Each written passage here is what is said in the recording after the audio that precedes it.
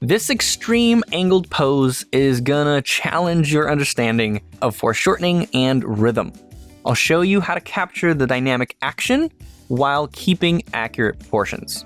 We're gonna have to pull out several tricks and techniques to get through this one, but I'm gonna show you how to do it. We got a very exciting pose here. Difficult, but exciting. So what makes this one difficult is that we're not seeing the full length of the torso. We're talking about a little bit of perspective here. Okay, head, little oval. Now he's looking up. We're seeing the bottom of his jaw quite a bit. So we're seeing some of that triangle or that little sweep this way, right? Like this. There's a little center line, and then look at how close the tip of his nose is to the top of his eyebrow. Okay, that's how much perspective and foreshortening can move things around. And look how low the ear is. It's all the way down here. By the way, I just released a free PDF ebook, and that includes all these head indications that you can use as templates while sketching. The ebook is a handy little guide on drawing rhythms of all the body parts from any angle. So you can download that for free from the link in the description. Okay, and then a rhythm for the neck this way. And we're not seeing the neck on this side. Instead, we're seeing the chest and the shoulder. So right from here, I'm just gonna find that angle, ignoring all the bumps. I'm seeing a lot of waviness to the muscles and stuff. Just ignore it for now. Let's just get that placement in. Now I'm doing it lightly because maybe later I want to add a few indications of some of those muscles. But for now, no way, no way. I'm just drawing through these forms all the way up to the hand, like so. Okay, so now I have to do the torso, but it's so foreshortened, meaning because it's going away from us, the length of the torso is being shortened. It's really important for me to figure out how long is it visually. And it's really short. If I measure the distance from the top of the chest here down to where the leg is kind of intersecting, that length is pretty much the size of the head. It's like here, crazy. And then, but I mean, horizontally I'm way off. So it looks like it's just like over here. So just now finding this rhythm like this. I'm seeing it going through the armpit and over. This is a rhythm I'm kind of just making up specifically for this pose. There's a really good example of that, where I'm ignoring this arm and I'm just seeing a nice rhythm where the lat goes into the armpit and then we can pick it back up with this shoulder curve. Really nice, unique rhythm to this pose. And it helps me find the placement of the rest of the torso. And actually, the fact that he's wearing underwear, or thong, or whatever that is helping me because it's giving me a nice angle. Look at that, it's going over and then a nice rhythm over to the other side of the hip. You usually won't get that easy of a hip angle kind of just given to you. You usually have to look for anatomical landmarks to figure out, how do those two hips relate? And so you have to kind of know a little bit more anatomy. You have to be able to see, know what you're looking for. It's helpful to know the anatomy. Sometimes it's pretty easy to just be like, there's the other hip. you know where the bones are. Usually, you can feel it on yourself. But this line visually there for you just shows you how steep it is. Okay, and then this chest comes out and over like that. I mean, look at that shape. It is so different from a typical torso shape. It's very compressed. And so if you are trying to get accurate proportions as you're doing these, which you should, you're gonna have to really look for these key marks and connect them with rhythms before you think too much about the flow. It's difficult to do them both at the same time. That's why I look for the placement first, and then I connect them with the lines. Right now, what's going through my head is I'm trying to decide which leg to jump to, because I want to try to get to the bottom, to the floor as soon as I can. And I'm thinking this one's kind of intimidating at the moment. I'm going to jump to this one because this angle is a lot easier for me. It's a lot clearer. It's just kind of like down here. And the length of that seems to be like similar to that. I'm not even measuring. I don't want to measure. I'm just visually going off like, yeah, something like this. And then find that curve. Yes.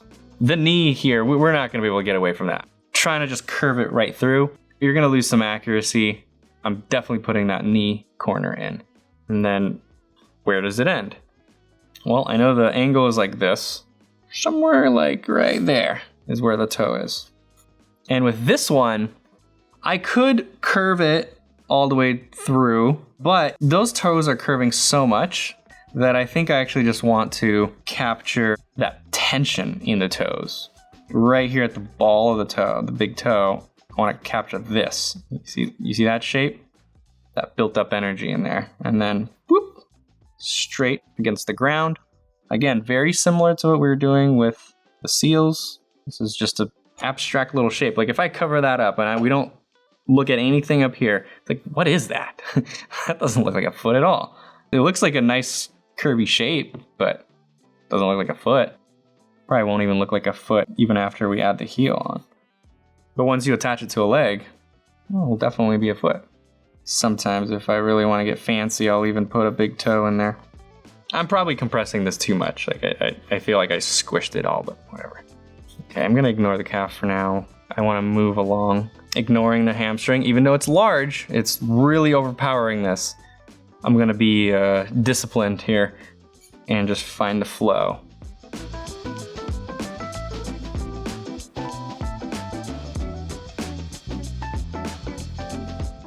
Okay, so right through here. This is where I wanna lead or end that toe. It's where the toe is right up against the ground. So I know the knee's here, the toe's here. Well, let's get the foot in and the shin. Voila! Got a nice curve, straight, corner straight.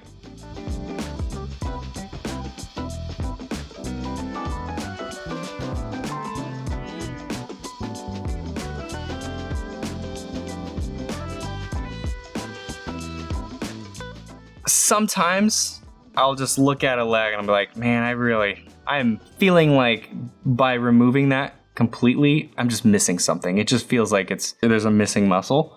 Sometimes it feels good. Sometimes it just feels like it's missing. So when it does feel like it's missing, I'll add it back in. And like we saw earlier, because you still have these outer points connecting like this, you still have that inner curve, it feels like it's flowing with the overall rhythm. One thing I didn't do, which kind of mad at myself that I didn't, is put a center line in early. The center line starts in here and then it kind of wraps around. We're not seeing the center line between the pecs. The pecs are just way back behind because we're really low. The camera's like almost at the ground looking up, and then the chest is pointing up, and so we're not seeing that side. So I'm going to start the center line here and then bring it right through into here, right between the two legs. And find a nice simple curve and make sure that the neck follows a similar curve. I want all of this to be flowing together. Okay, let's get the arm in.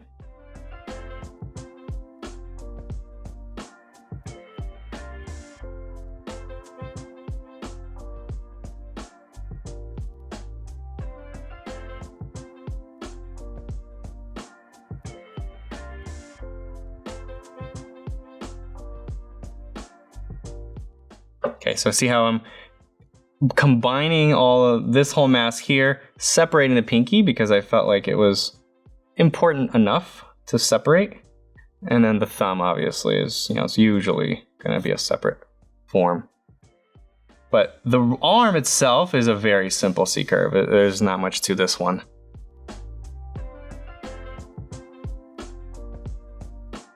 Nipple, I don't just put a circle, I try to find a direction to it. The direction is basically like which way is the pec muscle stretching.